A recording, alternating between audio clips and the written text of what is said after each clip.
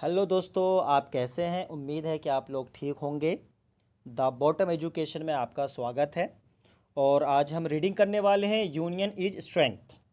Come to the point, let's not beat about the bush talk sense. इधर उधर की बातें नहीं करते हैं, काम की बातें करते हैं।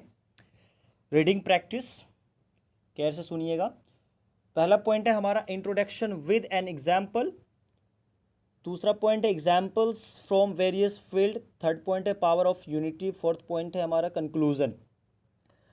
When we talk about union is strength, we remember the story of the old man and his four sons. The old man took the help of a bundle of sticks and showed the power of unity to his sons. They understood his point and promised him that they would stop fighting and would live with unity. थोड़ा मैं scroll कर दूं। with unity. Let's take an example of a family. If all the members of the family live with unity, nobody can harm them. When a family comes together, it can solve any kind of problem. Together, they can fight with any kind of difficulty. This cannot happen if they keep fighting with one another. In a country, also the union of its citizens is its power of sorry. If the citizens are together, the enemies cannot cause any harm to the country. They try to break the unity of citizens in order to succeed in their mission. The patriotic feeling and unity of the countrymen are the biggest obstacles in their enemy's path. In an organization, the unity of the workers is very important. If they are together, the organization can take up any kind of challenge. If they have difference, the whole organization suffers. An army can defeat its enemies only when all its soldiers fight together. A team wins a match when all the players play well. A single soldiers or a single player cannot cannot do anything. It has been said, united we stand, divided we fall. So it is true that union is strength. Union of all the members gives strength to a family. Union of the citizens makes a country strong. Union of the workers keep an organization working. Unity of the players makes the team strong.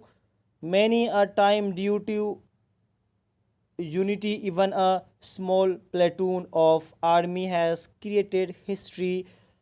And finally the bottom education. ये सारे मैंने आज English reading practice करी है। अब मैं इनका थोड़ा आपको हिंदी भी बताते चलूँ। ये कहानी जो थी एकता ही बल, कि एकता रहने पे कितना बल होता है, कि एकता ही शक्ति है के बारे में जब हम बात करते हैं तब हमें बूढ़े आदमी और उसके चार पुत्र की कहानी याद, जैसे कि यहाँ मैं बता दूँ। ओल्ड मैन, बूढ़े, उसके चार पुत्र की कहानी याद आती है। बूढ़े आदमी ने डंडों के गट्ठर की सहायता ली और अपने पुत्रों को एकता की शक्ति दिखाई। वे लोग उसके अभिप्राय को समझ गए और उनसे वादा किया कि वे लड़ना बंद कर देंगे और एकता के साथ रहेंगे, जिसमें कि लास्ट में लिखा भी हुआ है विद यूनिटी।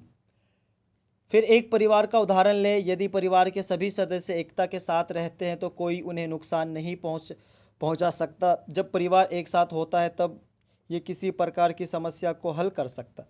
तो ये सारी इसमें स्टोरी थी कि यूनियन इज स्ट्रेंथ, एकता ही बल होता है। इसी तरीके से हमारे साथ आप जुड़े रहिए। और ये जो रीडिंग जो प्रैक्टिस है इंग्लिश की, जो मैंने वर्ड पढ़ी है, जैसे लाइक यूनियन इज स्ट्रेंथ है, इंट्रोडक्शन विद एग्जांपल्स है, व्हेन वी टॉक, इसको आप सही तरीके से, जिनको हम बोलते हैं फ्लुएंटली तरीके से इंग्लिश में रीडिंग, मतलब इस आप 5 बार 6 बार 2 बार 3 बार आप रीडिंग कीजिए। आप जितना ज़्यादा रीडिंग करेंगे आपके लिए उतना ही बेस्ट होगा, क्योंकि बहुत सारे बच्चों को सही तरीके से वर्ड को प्रोनाउंसिएशन करने में दिक्कत होती है या कर नहीं पाते हैं। तो पहले आप इंग्लिश को पढ़ना सीखिए। आप इंग्लिश को सही तरीके से पढ़ना सीख जाते हैं, रीडिंग करना सीख जाते हैं, तो इंग्लिश बोलने के लिए बोलने में आपको बहुत आसानी होगी। तो इसी के साथ आप जुड़े रहिए, अगले वीडियो में आपसे मिलते हैं। तब तक के लिए आप अपना ख्याल रखिएगा।